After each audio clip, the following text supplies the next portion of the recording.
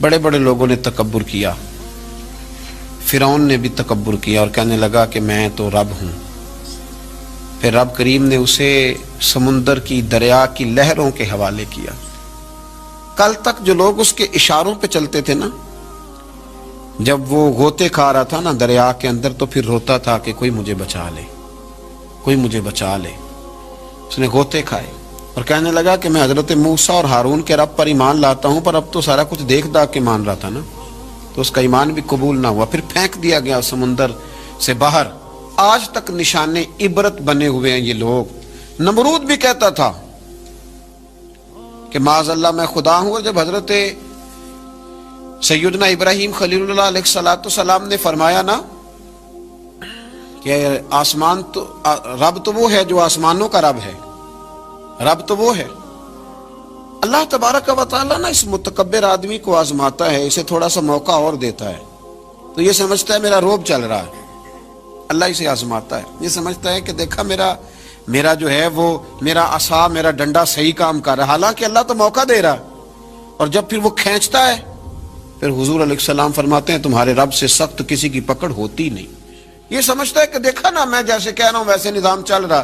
نمرود کہنے لگا میں رب ہوں، تو حضرت ابراہیم علیہ السلام نے فرمایا رب تو وہ ہے جو آسمانوں زمینوں کا رب ہے۔ کہنے لگا اچھا، اس نے نا تیر چلائے آسمان کی طرف، معاذ اللہ رب کریم کو قتل کرنے لگا۔ تیر چلائے تو اللہ نے اس کا امتحان لیا۔ تیر جب اوپر جاتا تھا تو خالی ہوتا تھا، واپس آتا تھا تو اس کو خون لگا ہوتا تھا۔ کہنے لگا دیکھا نا، پھر دیکھا نا میں نے کیا کر دیا۔ کتنا بڑا بادشاہ، پوری دنیا پہ حکومت کرنے والا، پر مالک کی بے نیازی کے قربان جائیں، ایک مچھر ہی گھسا ہے ناک میں، اور پھر وہ مچھر نکل نہیں پایا، پھر اس مچھر نے اس کو مار ڈالا۔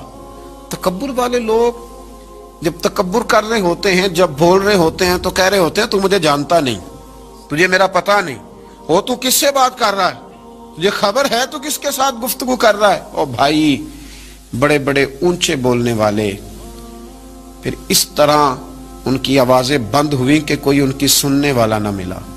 بڑے بڑے اونچے جملے کہنے والے اس تیزی کے ساتھ خاموش ہوئے کہ پھر دوبارہ انہیں احساس تک نہ ہوا کہ ہمیں بولنا بھی آتا تھا۔ کیا حیثیت ہے انسان کی، اس بات پہ تکبر کرتا ہے۔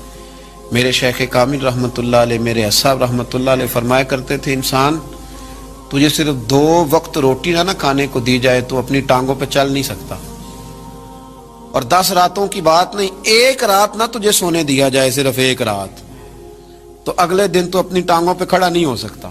تکبر کس بات کا، کس بات کا تکبر؟ ایک سر میں ہلکا سا درد ہوتا ہے اور تیرا سارا وجود تجھے نڈھال کر دیتا ہے، کس بات کا تکبر؟ لیکن اس کے باوجود لوگ پھولے نہیں سماتے، باتیں کرتے ہیں تو بچ بچ کے، گفتگو کرتے ہیں تو کھول کھول کے، اور ہر تیسرا آدمی آ کر کے پوچھتا ہے کوئی حکم ہوا تو بتائیے گا، کوئی حکم ہوا تو بتائیے گا۔ تکبر صرف ایک ذات کرے گی، اور وہ ہے رب کریم کی ذات، کیونکہ وہ سب سے بڑا ہے، وہ اللہ اکبر ہے، وہ اللہ اکبر ہے۔ محدثین ایک بڑی خوبصورت بات لکھتے ہیں اس عنوان پر، وہ کہتے ہیں کہ تکبر کرنے والا یوں ہی سمجھو کہ جیسے اس نے کوئی کسی کا غلام تھا نا، تو اس نے اپنے بادشاہ کا تاج اٹھا کے اپنے سر پہ رکھ لیا تھا۔ تب جب بادشاہ کا تاج غلام اٹھا کے سر پہ رکھے گا تو پھر درے تو کھائے گا، اس لیے کہ تاج تو بادشاہ کے سر پہ ہی سجتا ہے۔ تو تکبر تو اللہ کی چادر ہے، اس لیے کہ وہ سب سے بڑا ہے۔ تو اب اگر کوئی شخص اس چادر کو پکڑے گا اور کہے گا نہیں مجھے بھی بڑا بننا ہے، تو پھر درے تو وہ کھائے گا، پھر آزمائش سے تو اسے گزرنا ہے۔